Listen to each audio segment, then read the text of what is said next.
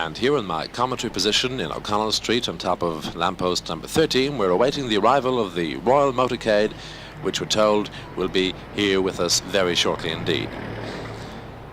It's due to come down Westmoreland Street, across O'Connell Bridge, down O'Connell Street, through the city and out to Dublin Airport. But as yet there's no sign of it.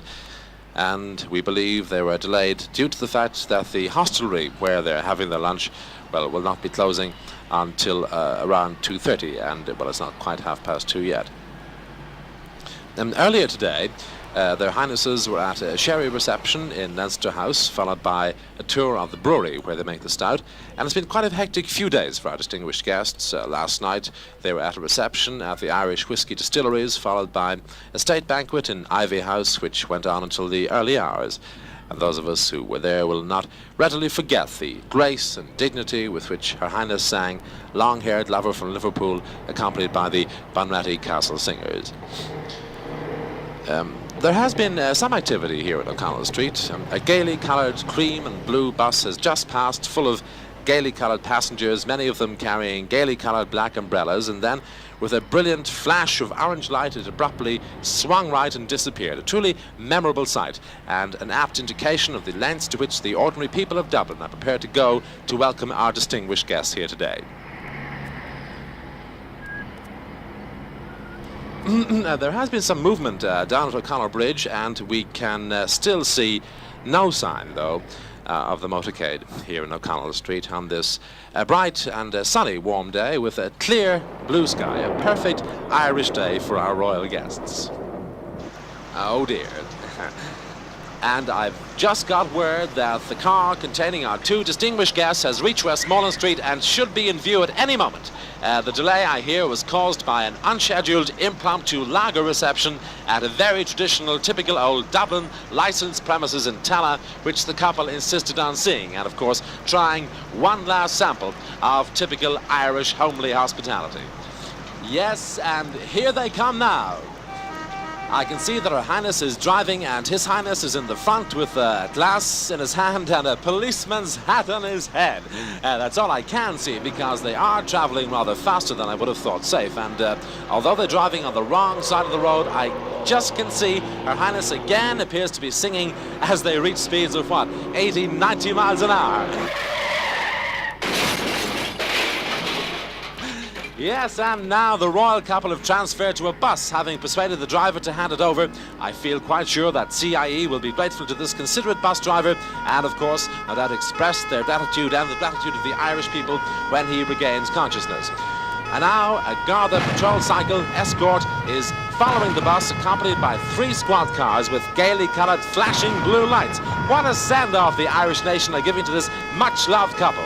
And now the fishery protection vessel, the Mocha, has come up the Liffey to O'Connell Street and is firing a 21-gun salute at the royal couple's bus. 3 jets from the Irish Air Corps are passing overhead and are joining in the festivities. And we've just heard that in honour of the royal visit, the Taoiseach has given school children a half day, declared a national emergency and broken off diplomatic relations with Their Highness's country. The UN Security Council has called a special session to discuss the matter, and the Pope has called for restraint. The royal couple have now joined the Garda #1 band in the traditional baton dance, and Her Highness has taken off all her clothes and looks absolutely radiant as herself and her husband climb the columns of the GPO in an effort to reach the roof.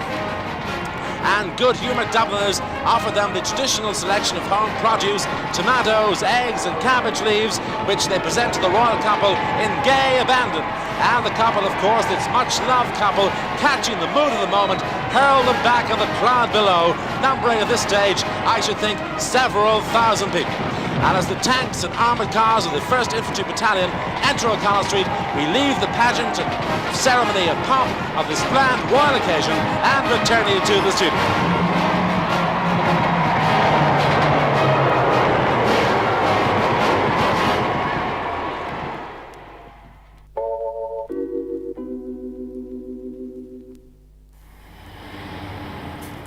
This is the city, a city of 1 million people. This is my beach. I'm on hand whenever the law is flooded. I keep the lifeblood of the city flowing through its main arteries. My job, I'm a traffic warden. Thrown out of the labour exchange?